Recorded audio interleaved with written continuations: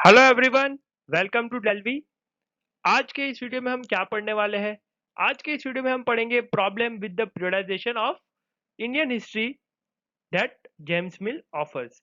अब last video में हमने पढ़ा था कि कैसे पीरियडाइजेशन किया है जेम्स मिल ने, और हमने वीडियो को एंड किया था कि क्या जेम्स मिल ने जो पीरियडाइजेशन किया है उसमें कोई प्रॉब्लम है। तो आइए इसका सनसनी खुलासा करते हैं इस वीडियो में।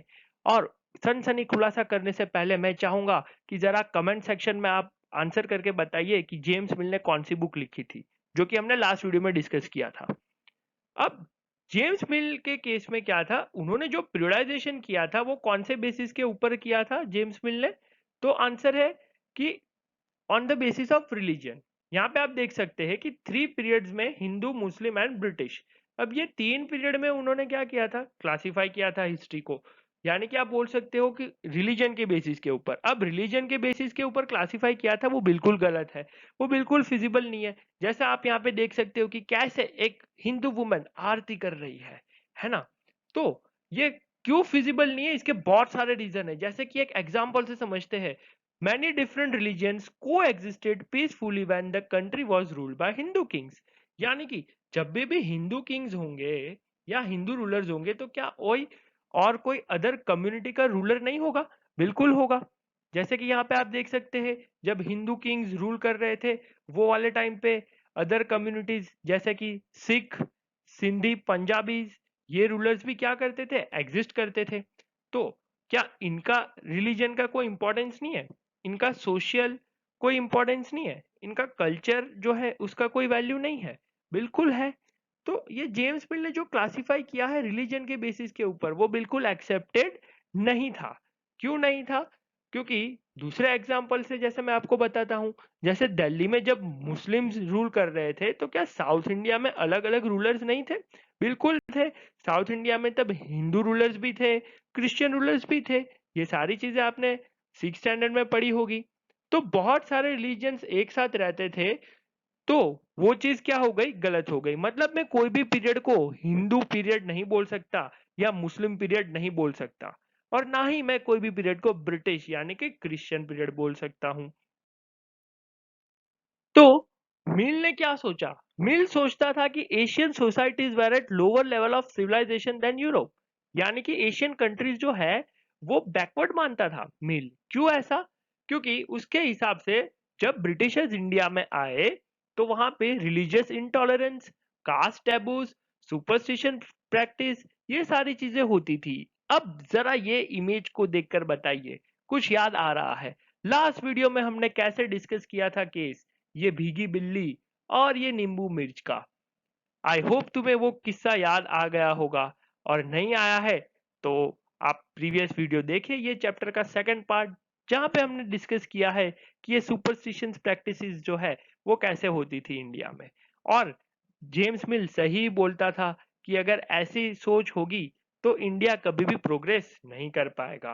तो इसी की वजह से जेम्स मिल को लगता था, Mill felt that only British rule could civilize India.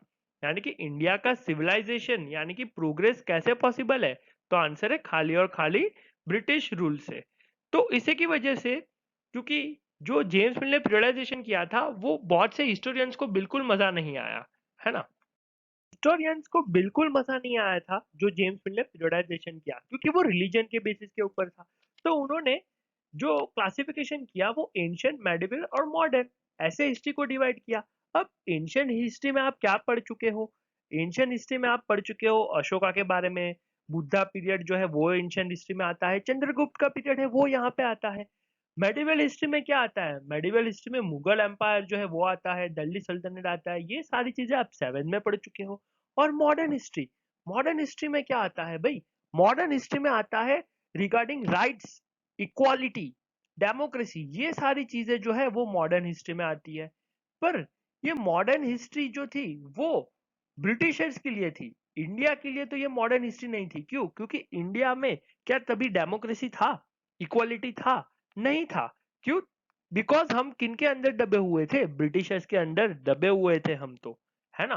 तो इंडियन हिस्टोरियंस ने इसका एक अलग नाम दिया और इसका नाम दिया गया कॉलोनियल। ये कॉलोनियल जो है वो क्या है? कौन सी चिड़िया का नाम है कॉलोनियल? आप देख सकते हैं यहाँ पे कि भाई कॉलोनियल जो है उसका मीनिंग क्या है। कुछ अंदाजा लगा पा रहे हैं आप ये स्लाइड देखकर? नहीं लगा पा रहे हैं? आइए जानते हैं कॉलोनियल जो है वो होता। The British came to conquer the country and establish their rule, subjugating local nawabs and rajas. ठीक है, अब ब्रिटिशर्स जो थे वो इंडिया में आए और उन्होंने लोकल नवाब्स और राजास को सब्जुगेट करना शुरू कर दिया। सब्जुगेट का मीनिंग क्या हुआ? कंट्रोल करना शुरू कर दिया, है ना। किसी को अपने अंदर लाके अपनी मनमानी करना, कंट्रोल करना। यानी कि ब्रिटिशर्स जो थे वो एक हिसाब से लोकल नवाब्स और राजा के साथ क्या कर रहे थे? दादागिरी। हाँ भाई, दादागिरी तो अब हम दिखाएंगे, ऐसी बात हो गई थी। यानी कि जो लोकल नवाब्स है, जैसे कि आप इमेज में देख रहे हैं, है ना, वो ब्रिटिशर्स के अंदर आ गए। ब्रिटिशर्स ने उनके ऊपर दादागिरी करी, वहां पे अपना सिस्टम जो है वो लाने की कोशिश करी, और जो उनका टेरिटरी था या किंगडम था उसमें चेंजेस लाने की कोशिश करी, और इसी को हम बोलते हैं कॉलोनियल। अब ब्रिटिशर्स के पास पैसों की बारिश हो गई थी।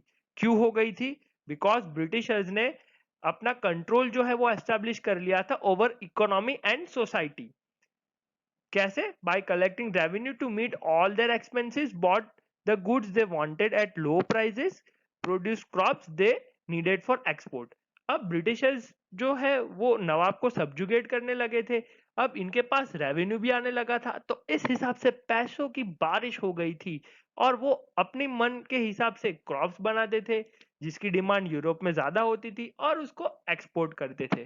तो आइए एग्जैक्ट समझते हैं सब्जुगेशन की, यानी कि कॉलोनियल की।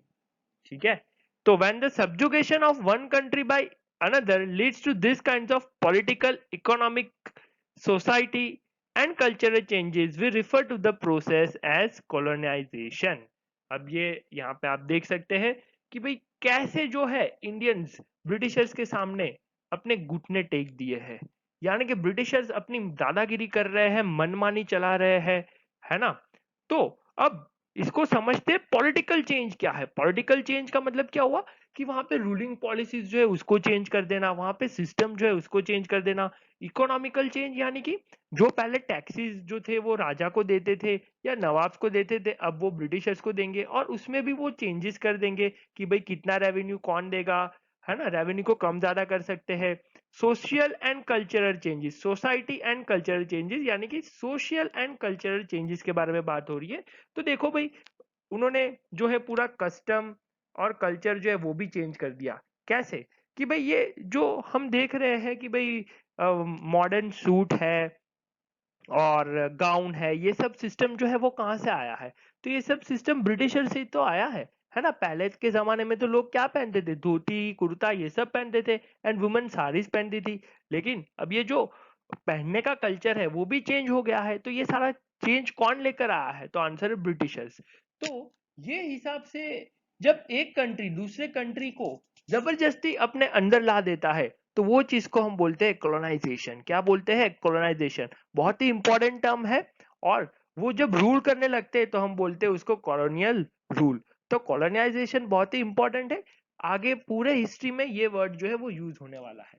अब ब्रिटिशर्स जो थे वो जब आए तो हमने उनका स्वागत तो अच्छे से किया, और ऐसा स्वागत किया कि फिर उन्होंने जाने का नाम ही नहीं लिया, और अंत में हमें पूछना पड़ा उन्हें, अतिथि तुम कब जाओगे यार, अब तो तुम यहां से चले जाओ। ऐसी नौबत आ गई। अब व्हाट डू वी नो, यानी कि अगर हम बात करें पास्ट के बारे में, तो हमें क्या क्या चीजें पता है। अब हिस्ट्री पढ़ रहे हैं मतलब पास्ट के बारे में पढ़ रहे हैं, तो हमें क्या क्या चीजें पता है। भाई अगर मैं तुम्हें बात करूं कि एक दो साल पहले की कोई चीजें मैं तुमसे पूछूं, तो तुम इजीली बता पाओगे। 10-15 साल पहले की कोई मैं चीज पूछूं तुम्हें, तो शायद तुम्हारे पेरेंट्स इजीली बता पाए। लेकिन 250 साल पुराना किस्सा कौन सुनाएगा तुम्हें? तो ये किस्से जो है वो कौन लिखते थे? कहाँ से आते थे? कहीं हवा में से तो आते नहीं थे। तो historians use various sources in writing about modern history of India और last 250 years of Indian history. तो ये हिस्टोरियंस जो ये सारी चीजें लिखते थे तो हवा में से तो लाते नहीं थे। कहाँ से लाते थे? वेरियस सोर्सेज से, यानी कि एविडेंसेस होने चाहिए उनके पास, प्रूफ होने चाहिए उनके पास। तो यहाँ से उनको पता चलता था कि हाँ भाई ऐसा ऐसा कुछ हुआ है। ये चीज जो है वो उनको कहाँ से मिलती थी। तो भाई किसी ना कोई चीज लिखी होगी कि भाई कोई ना कोई इवेंट हुआ है वो लिखा होगा। तो sources used by historians in their writings, क्या क्या सोर्सेज है? तो official records of British administration, जैसे कि यहाँ पे आप देख सकते हैं कि कुछ चार्टर है 8 जनवरी 1753, काफी पुराना किस्सा है। अब ये रिटर्न फॉर्मेट में है, तब भी तो हिस्टोरियंस के हाथ में लगा और तब भी तो वो इनके बारे में कोई ना कोई इंफॉर्मेशन बता पाए। अब ये जो है वो एविडेंस हो गया है ना, क्या हो गया? प्रूफ हो गया। ऐसे हवा में कोई हम तीर नहीं चला सकते कि भाई हाँ ऐसा ऐसा हुआ था। हर चीज का प्रूफ होना चाहिए। जैसे अदालत सबूतों पे चलती है, वैसे हिस्ट्री भी सबूतों के ऊपर चलता है। अब प्रिजर्व लेटर्स एंड डॉक्यूमेंट्स, और ये सारी चीजें कहाँ प्रिजर्व करी जाती थी? जैसे ये लेटर है, डॉक्यूमेंट्स है, रिकॉर्ड रूम में। कहाँ पे? रिकॉर्ड रूम में। और ये रिकॉर्ड रूम जो थे वो स्पेशली बनाए जाते थे ये सारी चीजों को स्टोर करने के लिए, है ना। और इनको स्टोर करना क्यों जरूरी था? तो भाई आने वाली जनरेशन को इसके बारे में पता चल सके। आइए इसी के साथ हमारा ये सेशन जो है वो हम एंड करेंगे। नेक्स्ट पढ़ने वाले हैं, नेक्स्ट वीडियो में हम पढ़ने वाले हैं एडमिनिस्ट्रेशन प्रोड्यूसेस रिकॉर्ड, यानी कि जब ये लोग रूल करते थे तो उसका रिकॉर्ड भी रखना पड़ता होगा कि भाई किसने क्या किया, किसने कौन सी पॉलिसी बनाई, कब बनाई, क्यों बनाई। ठीक है, तो ये सारी डिटेल्स जो है वो हम नेक्स्ट वीडियो में देखेंगे। Okay, thank you.